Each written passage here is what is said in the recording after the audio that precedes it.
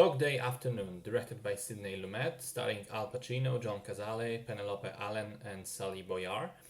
I was eager to finally see it because the film often comes up in a conversation about Al Pacino's career, and many people have made the case that this is in fact his best performance.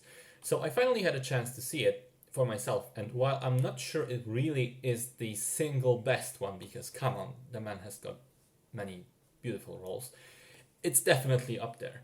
The story is based on a real life incident that happened in Brooklyn, where a bank robbery turned into a hostage situation. The two robbers, played by Pacino and Casale, have found themselves in a shit situation and try to negotiate their way out of it with the police. So the film really does rely on the performances, not just Pacino's, but all the other actors as well. It feels very much like a stage play for most of its runtime. It's one of those single room movies like 12 Angry Men or Reservoir Dogs or The Hateful Eight, where the majority of the action takes place in one or just a few locations. In this case, it's three locations primarily: the bank interior, the street around it, the front in front of it, and the barber shop opposite the bank. However, thanks to the riveting dialogue and stellar acting, this formula of using just three small locations never gets boring, and the film stays engaging all the way through. What's interesting is that I drew a comparison to stage plays, where traditionally the dialogue is mostly scripted and you don't really veer off script, you don't allow for too much improv. Whereas Dog Day Afternoon is built on improvisation.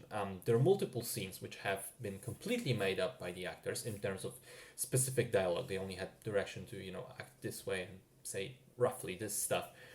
But the specific things they said were made up by them in order to sound more natural and organic. And yeah, a lot of the times also more frantic and chaotic, but thus fitting the situation at hand.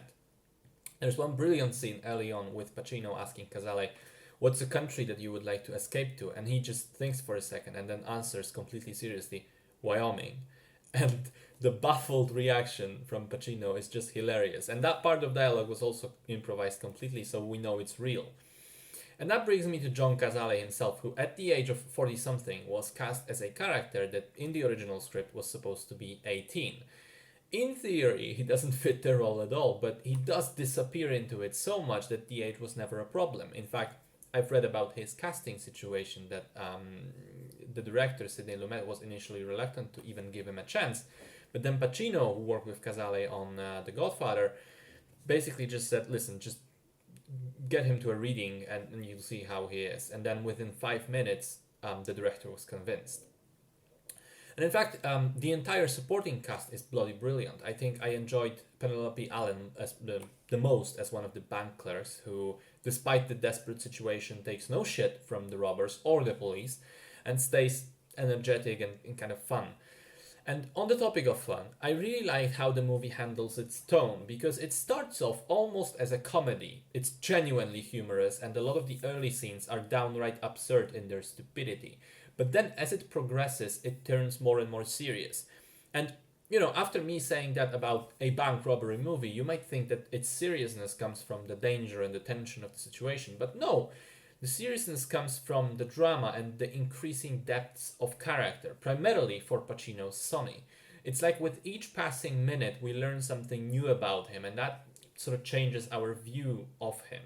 And so it similarly works for the onlookers at the scene, the people involved just looking at the hostage situation. They also kind of initially, are against the bank robbers, but then begin cheering for them. So from the initial klutz and this high-strung, moron, he gradually becomes something much more, and that of course is credit not just to writing but to Pacino's acting ability. As I said at the beginning of the review, I don't know if it's his single best role, but he definitely is flawless in this one. Just a joy to watch. And that last thing can actually be extended to the film as a whole. It's a great movie. It got its acclaim for a reason, and it's certainly worth a revisit today.